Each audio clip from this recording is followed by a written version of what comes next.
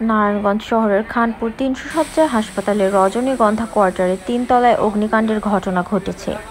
বৃহস্পতিবার ১৯ জুন দুপুর ২:৩০টার সময় কোয়ার্টারে এই অগ্নিকাণ্ডের ঘটনা ঘটে। খানপুর হাসপাতালের সার্জারি বিভাগের চিকিৎসক ডাক্তার আলী আকবর ৩ তলায় সেই কোয়ার্টারে বসবাস করছেন। অগ্নিকাণ্ডের সময় বাড়িটিতে কেউ উপস্থিত ছিলেন না বলে জানা গেছে। প্রত্যক্ষদর্শীরা জানায়, দুপুর ২:৩০টার দিকে রজনীগন্ধা কোয়ার্টারের ৩ তলা থেকে ধোঁয়া বের হতে দেখেন।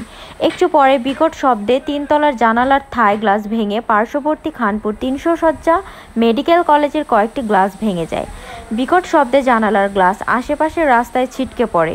অগ্নিকাণ্ডে হতাহতের খবর পাওয়া যায়নি। অগ্নিকাণ্ডের সময় ডক্টর আলী আকবর বাসায় ছিলেন না বলে জানা গেছে। আগুনে কোয়ার্টারের ৩টি কক্ষের আসবাবপত্র ক্ষতিগ্রস্ত হয়েছে। হাজীগঞ্জ ফায়ার সার্ভিসের অফিসার ইনচার্জ নুরুল আলম জানান, খবর পেয়ে দ্রুত ঘটনাস্থলে এসে তারা আগুন নিয়ন্ত্রণে নেওয়ার চেষ্টা করেছে। কী কারণে অগ্নিকাণ্ডের সূত্রপাত তা তদন্ত করে বলা যাবে। মানে একটা ভবন, তিনতলা ভবন।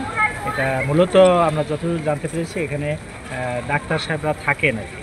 তো এখানে একটা রুমে কিছু কাগজপত্র ছিল, এখানে অগ্নিকাণ্ড ঘটে এবং এখান থেকে আরও তিনটা রুমে ছড়াই পড়ে আগুনটা।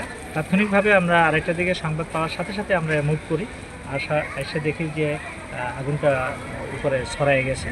তো তাৎক্ষণিক আমরা ফার্স্ট কল দিয়ে আমরা আগুনে কাজ করি। আগুন সম্পূর্ণভাবে নির্বাপিত, অন্য কোনো সমস্যা নেই।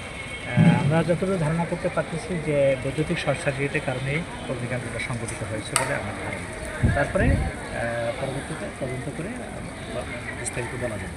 ধন্যবাদ।